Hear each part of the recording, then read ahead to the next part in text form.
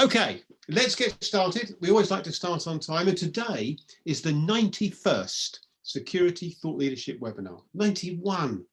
We've been here every Tuesday and Thursday, mostly at this time, where we've been debating a topic of central importance to the security world. And the idea of thought leadership is we raise questions, we take new perspectives, we look at different ways of responding to issues in order that if we critique today, we get a better type of response in the future. And as part of that, actually, just before we start, I just wanted to mention a research study we're conducting under the umbrella of the Security Research Initiative. What are the impacts of COVID-19 pandemic on this sector? We'd be very much welcome your thoughts. So if you've got 10 minutes, please do complete the survey and let us know your views. Back to today then, and today a topic that has cropped up as being an issue on previous webinars, that's why we're doing it. Responding to the growing problem of corruption, why are we not doing better? And I'm grateful to Altia ABM for supporting this. A topic very dear to their heart and our heart. And what we're going to be doing is in a minute, I'm going to introduce our two panelists and inviting them to introduce themselves. Once they've both done that, I will then invite them to make their opening statement. And then we'll come to you, the audience, for your questions. So can I encourage you through using the question and answer button at the bottom of your screen, the Q&A, to get your questions in early. And as soon as you get your questions in, we'll endeavour to incorporate those in the ensuing discussion. At the chat button at the bottom, by all means, talk to one another, but it's a question and answer button to make sure we get your questions for our panellists. So without further ado, what I'll do, let's go to our panellists and ask each of them to introduce ourselves. And first of all, let's go to David. David. Good afternoon, everyone. Thanks for joining from around the world. My name is David Armond. I spent 42 years in UK law enforcement with the Metropolitan Police, the Serious Organised Crime Agency, and latterly the National Crime Agency. For the last 20 years of that career, I was working in relation to serious organised crime and international work. Finished my career in 2017 as the Deputy Director General of the NCA. And since that time, I've been running a small consultancy practice, doing work with governments and agencies around the world. Thank you. Thank you very much indeed, David. Very good intro. And Robert, over to you. Thank you very much indeed. Welcome. Afternoon, morning, evening, wherever you may be in the world. I'm Robert Brooker. I'm Head of Fraud and Forensics at PKF, a top 10 chartered accountancy practice. Been here a couple of years, having worked in fraud for near on 25 years now, beginning out in local government, moving into central government, the NHS and other civil service bodies. And then 10 years previous to this, I was Head of Fraud at Transport for London, TfL. And in addition to that, I'm also Chairman of the London Fraud Forum, a not-for-profit organisation fighting the fight against fraud, bribery and corruption. Thank you very much indeed, gentlemen. Well, once again, another expert panel. Very interested we've got two panellists today. Now, some of you have written to me to say you'd rather have fewer and hear more what they've got to say. So let's do just that. So I'm going to ask them each their opening statement. As you know, that's 3 minutes where they get to express their thoughts on this topic. No script, they say what they think. David, over to you, your opening statement, please. Thank you very much. Well, corruption, it's a huge subject and it varies from what you might call low-level activity through to the most serious of crime. You know, is corruption a police officer accepting a free meal? Is it someone doing a favour for a friend to get them a job? That kind of activity is all corrupt. But what I want to talk about just in my opening statement is the serious end of corruption. And at the serious end, it facilitates serious organised crime. And that could include laundering stolen assets, trafficking people, drugs and firearms across borders. And the people that are corrupted by this activity could include law enforcement officers, other government officials like passport officers, prison officers, border staff, logistics company employees, financial and legal professionals, the whole industry of people who can be used to make serious organised crime work. At this level, it erodes public confidence in the government and the judiciary and undermines the rule of law. This is a very serious issue. Where UK companies or individuals are concerned or involved, it undermines our ability to promote sustainable growth and meet international obligations. Corruption by foreign public officials, sometimes known as politically exposed persons, has devastating consequences for developing countries.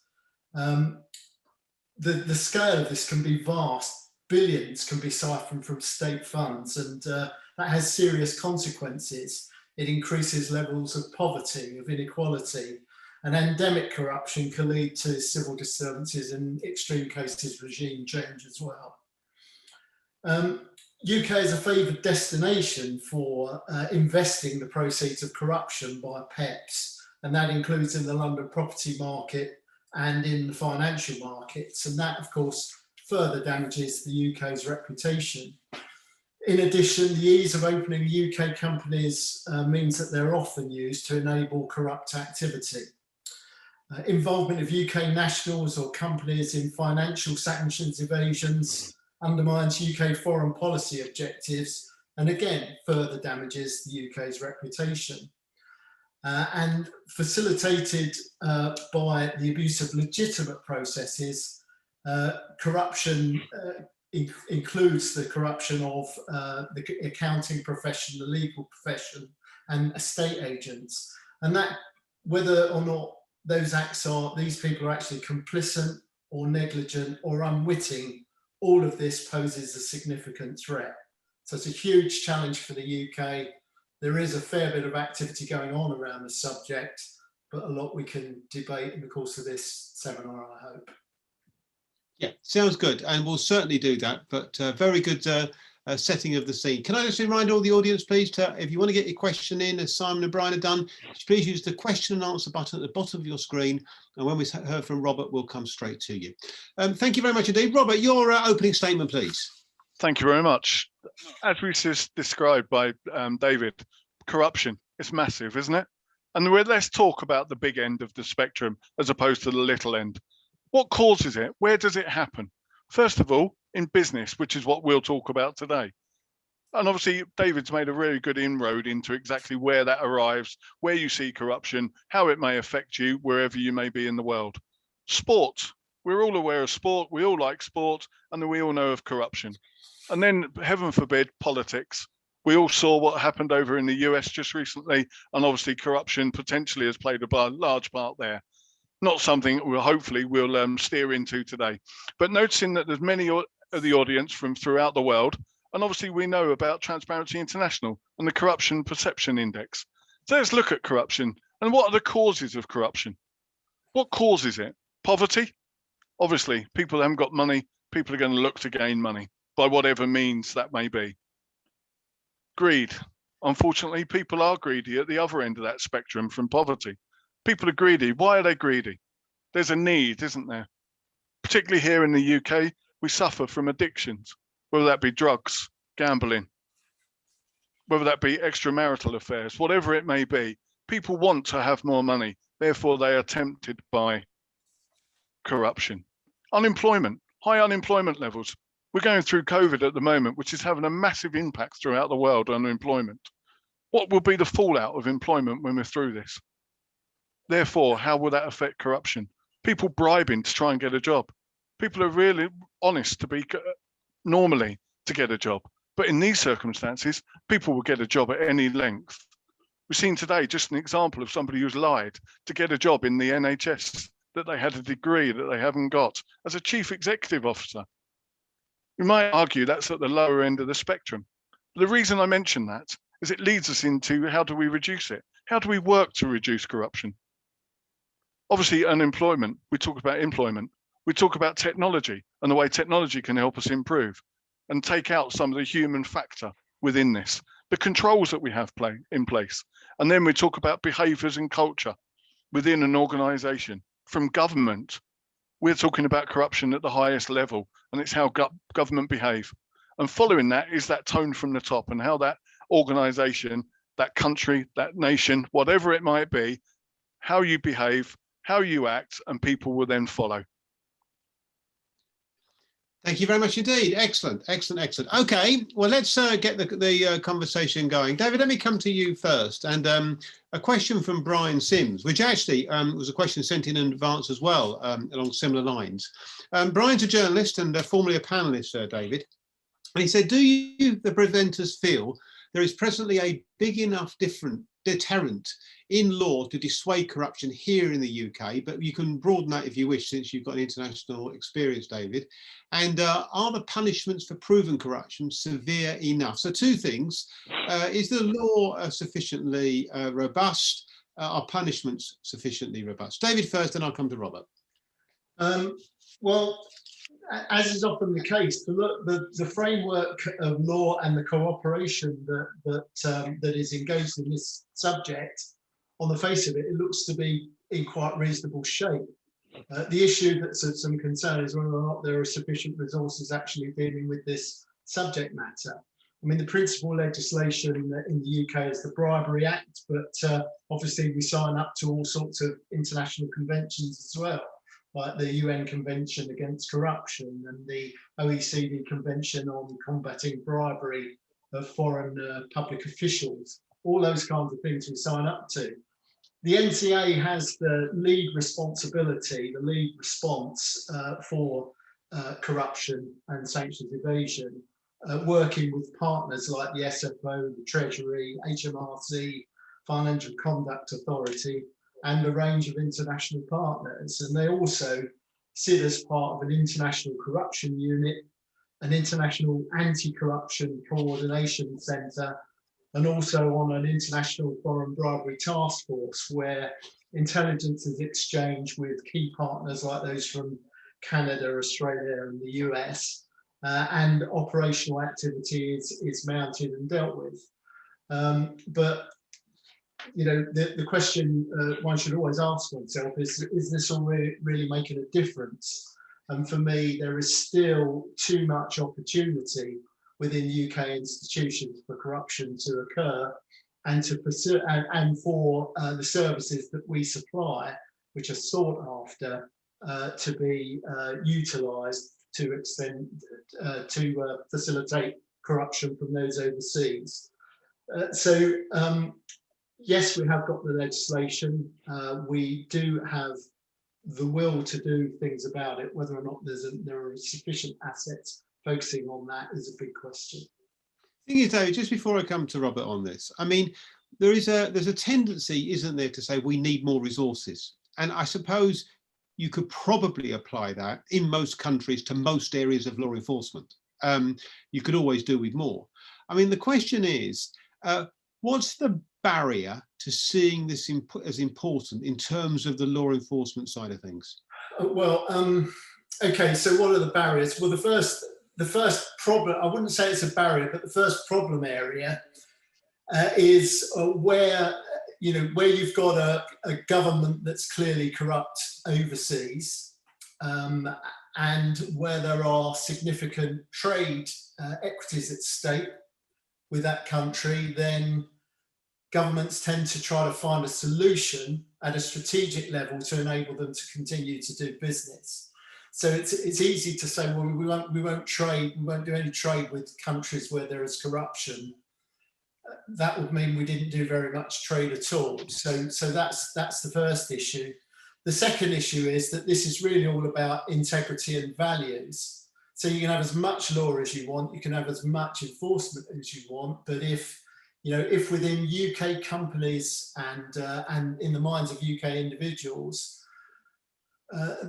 the value judgment is, well, if I can get away with it, I will. Then you're never going to wipe out corruption at the minor levels I started to talk about, or the macro levels that I went on to speak about. So I'm not making excuses. There are lots of prosecutions. If you read the NCA annual report, you can see some of the work that they've done, but there's always room to do more. Yeah, okay. I mean, Robert, let's come to you on this. And I'm particularly interested in your thoughts as well on the deterrent aspect, Robert. I mean, it's not as if sentences aren't high if you get caught, is it? No, I think back to Brian's initial question, I think the sentencing guidelines are okay. They're not too shabby. But the problem is, we all know that corruption is growing. It's a growing feast. As David alluded to, the Bribery Act in the UK was introduced in 2010. Just think about that for a moment. That's 11 years ago. But actually, yes, law enforcement are doing a great job with the resources that they have. But the unfortunate thing is it enough? Back to the question. And I presume that the reason is, as explained eloquently by David, is the amount of people. But actually, it's the alternatives that we're then looking at. Let's just take the SFO as an example. How long does an investigation have to go on for corruption? They're a massive, massive investigation, an awful lot of people involved, an awful lot of evidence. And to get that through, just the first stage, let alone further than that, particularly when we're dealing internationally, is a massive, massive ask. So therefore, what do we start to look at? And we introduced deferred prosecution agreements. And the DPAs have worked brilliantly, absolutely brilliantly, and I'm all for that route. I have to be honest, I think it's a great route to go. Yes, people may sit here and say, what's the deterrent to a large corporate? It's only money, it doesn't really matter. But it's sending out the message. I talked about behaviours and culture and tone from the top. Hopefully it's having the impact it requires. So back to your point then, Martin, with regards to the effectiveness and how does that work? What are we doing as a deterrent? I still think that works. If I'm a shareholder in one of those companies, I'm pretty disappointed this year, aren't I, that they've had a multi-million-pound fine under a deferred prosecution agreement. Do I really care that 2 of their directors go to prison for 10 years? I don't know that I really do. I have to be absolutely honest with you. Is that a deterrent to us, the general public, and to others wishing to commit corruption? I don't think it is. But I think the money aspect of it and the reputational damage, the loss of confidence in product or service that we're referring to, I think it has a massive impact. And perhaps we should be asking some of those organisations that have picked up those huge, great big fines. Yeah, okay. Thank you very much indeed. I mean, it's interesting you both mentioned something that Erica Gibbons has picked up on. She says, good afternoon, question for the panel. How are we going to curb corruption when those who in power are corrupted, blatantly corrupt, are never brought to book? I mean, and here it is. I mean, you've both given examples of why it's difficult. But whether you're talking about governments or whether you're talking about organisational heads, tone at the top, David. It just doesn't feel, does it, as though the world's really treating this as a big deal, because we know it's going on. Well, the intent to combat this is certainly there, and we'll hear politicians from around the world talking about this. And in some jurisdictions, the sanctions are fiercer than others. I mean, Robert talked about, you know, the most effective solutions in the UK, but if you get prosecuted in the same way in the States, then that's something to be quite worried about, both financially in terms of the prison sentences you might serve. But if your question is directed at heads of state, I think there's more willingness these days to talk about the use of financial sanctions. And the question is how effective are they, and focus on those companies that are deliberately evading sanctions to continue to do business in regimes which are targeted because of their corrupt behaviour. That's a way to get more compliance and make those sanctions more effective. Yeah, I mean, your point, I guess, earlier was something I was reading in preparation for this webinar, that of course trade is a big deal, right? Money counts. And there is a sort of a sense in which, well, better be careful. We can take this corruption thing so far, but when it gets in the way of trade, we just got to be careful. In other words, there's a limit to how much this is a big deal. Yeah, and we do. I mean, we do. That's something we take into account, and that's something I think we all have concerns about. But there are ways to do business with governments who don't perhaps practice the same values as we suggest we practice, and there are ways to work in regimes. Say when you're investigating serious crime and attempting to tackle the issues of bribery and corruption, there are ways that can be done. So when you're looking at a jurisdiction or a country where you identify through the threat assessment some serious problems, is the best thing to do to say we're going to have nothing to do with that? We're going to have nothing to do, no business to do with that country? Or should we be saying, okay, well, we're going to have some trade deals with them, but the quid pro quo in those agreements is that you're going to work with us in terms of capacity building to bring your state of compliance and your defences up to a standard which is acceptable in countries who've spent more time and have more experience in this area. Interesting point. Robert, what about within, organisations? You touched on this earlier, Robert, but of course, if you've got strong will from the top, this will not be tolerated, and you've got a board making a fuss, you've got the CEO making a fuss, you got maybe the top could be shareholders. They're typically seen as the bottom, but they're very powerful in that sense. I wonder why that's not obvious. I wonder why that doesn't feel like it's endemic to the way things are run. I'm sure it is a lot of the time. It doesn't feel as though it's a dominant thinking. Is it a corporate veil, is the question? Is it just hollow smoke? Is it actually just talk? Talk is cheap. Do people actually see the proof in the pudding? Do we actually see in an organisation, as you say, the perception is it's being done? Do we know it's being done? Do we know that actually the tone from the top and the behaviours and the culture? I always worry about that kind of tone and that question around we have zero tolerance towards corruption. What does zero tolerance really mean? Are you telling me that they won't accept anything and there'll be consequences for those that do? That's the interesting part, Martin. The consequences of people not adhering to your own policies, procedures, controls, whatever it might be. Unfortunately, this is why the public have this perception, because they don't see anything actually physically happening. Because does it just happen internally? People don't want to make a fuss. They don't want the bad publicity. They don't want the reputational damage. So actually they sweep it under the carpet. Do we really know on the outside of those organisations how they're dealing with it and what they're dealing with? I just think there is that, we all know it as a corporate veil. I think there is an awful lot goes under the radar that we don't know about without people, and this is about education and about learning in how you can turn that into a positive for that organisation, as opposed to us as the public being treated like mushrooms and kind of in the dark and not knowing what's going on. I think they can turn that around and they'd earn a lot more respect from everybody for it. It's interesting. Okay.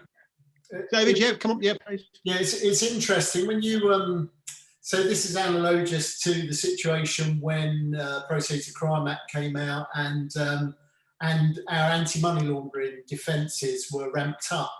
That, of course, meant the financial sector had to spend billions to comply with the legislation. The question you could have asked then, and perhaps can still ask now, is this money being spent because it's the right thing to do for the reputation of the UK and the reputation of the institution that's spending the money, or is the money being spent to enable them to comply with the law? There is a difference. And I used to hear a lot from anti-money laundering officers saying, well, we're trying to do more, but actually, there's a limit to which we can go before, we're treading beyond where we should be. And when you look at bribery, I'm sure people will be familiar with the Ministry of Justice Bribery Act guidance. They give 6 principles for preventing bribery, and number 1 on the list is top-level commitment. And I tend to agree with Robert, how much is lip service and how much is real commitment? Yeah, I suppose the truth of the matter is, it's one of those areas, David, isn't it, that you don't need to say too much because it could be taken as obvious. And of course, it's very unlikely anything's going to come to light. You're going to get caught, and if you do get caught, get prosecuted. The chance of getting away with this are pretty strong, aren't they? Well, but you could argue that for every crime type, couldn't you? If you look at the volume crime, for instance, you look at the percentage of those crimes that are actually reported by the public, let alone investigated and lead to a prosecution and ultimately a conviction, the rates are small. And if you compare that to perhaps the estimated scale of corruption and bribery and the volume of prosecutions, then the equation doesn't look too good. But I can assure you at the top level, when these offences come to note, there's a significant resource invested in actually trying to obtain a prosecution. Robert's point earlier, though, how long does that take to bring a case like that to court? Some of the SFO cases go on for so long that they never reach an end point. Yeah, serious fraud office for those who are overseas. Yeah, Robert, your thoughts on this? You were coming in there. I think it's back to what David said around Section 7 of the Bribery Act, which is basically preventing yourself. And it's all become, sadly, it become a tick box exercise where people can hand over a piece of paper and say, we've educated our staff. They've all had e-learning training every year. We therefore are doing enough. We're doing what we should be doing in accordance with the legislation. And that isn't really what we want to see. Is people just doing it for the sake of doing it because they don't want to. For those not in the UK, the Bribery Act of 2010 and Section 7, it carries a huge fine if you then fall foul of that and you fall a victim to bribery or corruption. So therefore, what they're doing is literally the minimum risk assessments, a bit of training, and just to say that we've got a tick box exercise, back to the point of behaviours, culture, tone from the top. That doesn't necessarily do that. All that's doing is saying, there you go, we've got a piece of paper, we're happy that we've done it, which is what David was alluding to there. And ultimately, we're talking, you're right, the chances of getting caught are minimal. But as David alludes to, if you do get caught, the consequences are huge, not just for the organisation, but you for an individual. But also, can you run your business with that lack of integrity, that lack of transparency, that lack of openness to your staff, to your board members, to your customers, to your clients, to your shareholders, whoever it might be, your non-execs? You can't really be running it like that in these large corporates that we're referring. Therefore, I think actually that's a perception. I think they are serious about it. I think they want to make a difference. UK PLC, as we like to call it, really has made a difference. I don't like to talk about Brexit bring this as a political matter. We've got to be trading with these countries now. We've got to be looking to have these arrangements. And you know what? None of those companies can afford to be doing that. Let's look at what we've gone through with COVID and the vaccine. We're dealing with countries throughout the world now with this in a very fast moving environment. There's a lot of money swishing hands. You're not telling me the pharmaceuticals, as an example, would be happy behaving in that manner. No, okay, fair enough. Well, look, I'm sure we're going to touch on this in a minute. I want to move on to a different question, if I might. Mentioned already, but a specific question from Peter Sternstedt, who's actually an academic. And he said he would like to hear both your views on the deferred prosecution agreements as a corruption case resolution in terms of both being efficient, and if so, what, and in exerting justice and accountability. David first. Yeah, I'm afraid it's not my area of expertise. Let Robert go first, and I'll comment. Okay, Robert, sorry, you mentioned earlier. I think I touched on them earlier. I think they're a great alternative. But obviously, we've seen the flip side of that is actually, does that then bring the people to justice? Do we actually then see that the people at the top have actually been punished as opposed to the organisation being punished, which is what I'm presuming the question is around. So therefore, there's two sides to it. Yes, I think it's a great answer, a great way of working. I think it gets a resolution to the problem. I think the company are fined in accordance with obviously the way in which they've behaved and the manner. The individuals at the top obviously are taking accountability and responsibility for that, but you won't see them in front of a courtroom if that's what people want to see. And what impact that has, I don't know. I think a deferred prosecution agreement is a great way forward. We talked about the SFO as an example, and I don't wish to exploit them. Generally speaking, corruption is very difficult to bring to court. And if you do, it takes an awful long time. And it's the financial revenue that it costs from the CPS's point of view, from the police point of view, or whatever law enforcement bodies, both here and abroad. And actually, it becomes more and more difficult. And unfortunately, as we've seen over here on many occasions, those cases then collapse. What the idea of it was, I believe, and using them, is to stop those cases from collapsing, so at least we have some form of justice for that organisation in the way in which they've behaved. Yeah, as a model, Yeah. As a model, I support it. You know, it does actually. effectively cause there to be a sword of Damocles hanging over the neck of a big institution when they are the subject of a deferred prosecution. So it's almost like paying your fine up front while not facing a personal prosecution, but knowing that any further breaches of the law, or particularly similar breaches, are going to result in serious consequences and strengthen the case against you. Now, that might be seen as, in order to get compliance for a big organisation, that might be seen to be a preferable cause of action than actually conducting a prosecution and taking out the top tier of an organisation at the start, if that were possible. But, you know, again, Robert referred to this earlier on, in the most complex cases, which take sometimes, you know, a year or more to investigate, the chances of getting a successful prosecution it's quite tricky. So this is one of the reasons to go to these kind of systems, is to reduce the risk of there being no consequence at all.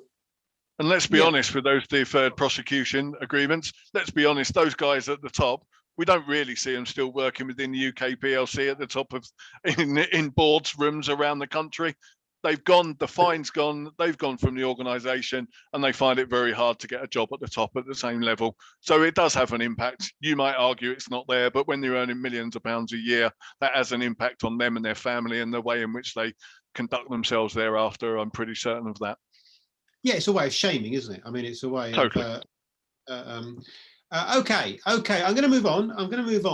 A number of the questions, Ewan Grant has been putting a few comments up. And I was very interested, David, in your opening statement. You made a case of pointing out the things that are going on around the world.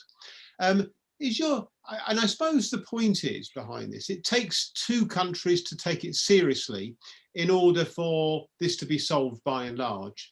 I mean, is your sense that the developed world are united behind a commitment to the principles of good practice on this, David? I mean, is it the case that a few are leading the way? I mean, what's your sense of?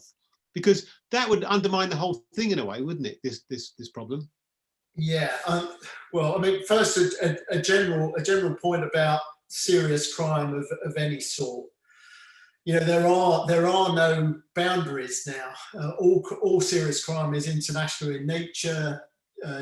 Jurisdictional boundaries and borders are exploited by criminals to ensure that they can commit crimes with some protection from prosecution. So in every aspect of serious organised crime, there has to be very strong cooperation across the jurisdictions to actually get any effective remedies. It's true that there are some countries that are more involved in leading the way than others, but I think there is a commitment from a significant number of countries across the world to do more to tackle this problem. But it's fair to say that the institutions I talked about are primarily led by good cooperation among the Five Eyes countries. Yeah, because David Dodge, who's based in South Africa, a former police officer in Britain actually, was just pointing this out actually in one of his questions about the extent to which alliance is driven with the developing world. I guess they're all the more important there, but all the more tricky. But that goes back to my point about outreach and assistance. So, you know, working as partners, but offering as part of a partnership to provide assistance to capacity build in those areas where things aren't going so well or aren't so well developed. And that might be, you know, a rider to a trade deal that's advantageous to the other country. You know, we will sign this deal with you, but the quid pro quo for that is that we're going to work together to deal or attend to this particular set of problems.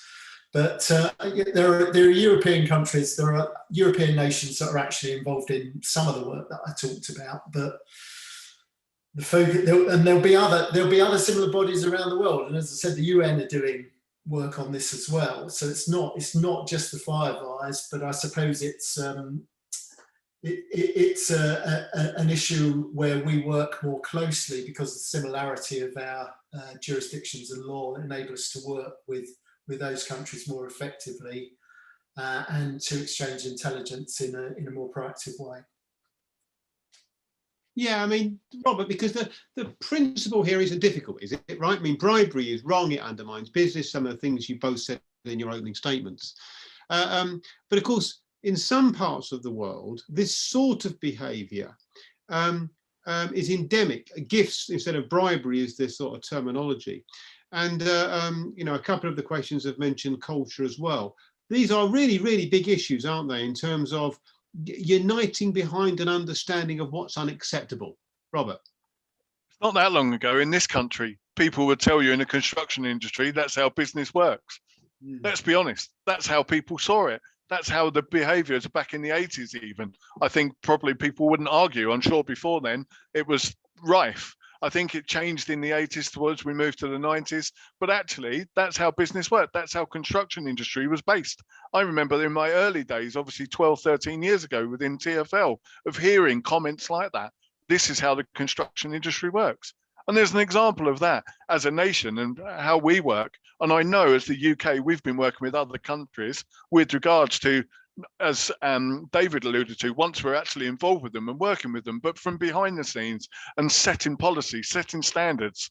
I know through Deferred, the Department for International Development, that is no longer and now falls within the Foreign Commonwealth Office. We've been working out in Africa and other continents to work with them and set up the policy, set up the procedures, explain how it can work. I've had first-hand experience of that. So therefore, we are taking our experience to these other countries. And I know that the Swedish International Development Agency are doing exactly the same. So therefore, it is down to us to be able to teach and to be able to, because you're quite right, Martin. There are certain countries that actually that is how life works. Let's be honest. You'll get stopped in certain countries by the police, and the only way you're going to get away is by exchanging pound notes. You're not going to get away from them otherwise. They ask for your passport. You say, I haven't got it. There's a fine. You hand them your passport. You need to give them the money to get your passport back. I mean, that's on a low level, and obviously we're not referring to it, but we know of those stories. We hear of those stories, but they're few and far between nowadays because of the impact the Western world and the more developed world is being able to have on those countries that are developing as we speak, particularly around this area.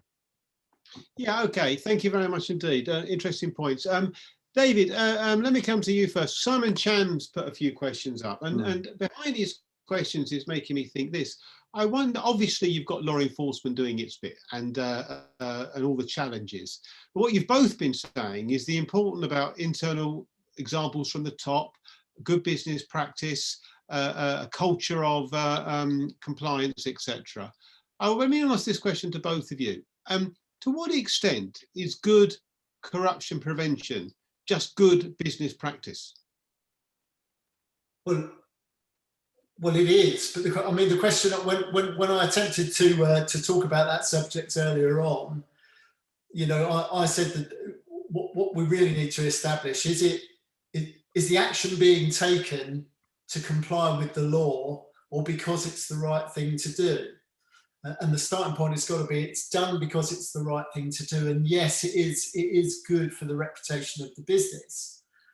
The difficulty is, I guess, in you know, when trying to keep shareholders happy, is that by holding very high standards, it will mean that some companies are excluded from doing business in some areas because they won't in any way compromise their principles. So the requirement for everyone to act in that way is more and more important. Yeah, okay. I mean, Robert, just the point about that, and I think this applies actually, Robert, to other areas of sort of fraud prevention as well. You know, the starting point is run your business well on good ethical principles, and you go a long way to solving this problem.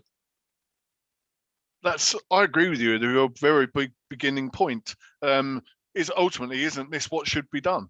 But actually, if nobody's instilling that this happens and there are consequences for it not happening, why would people behave in that point?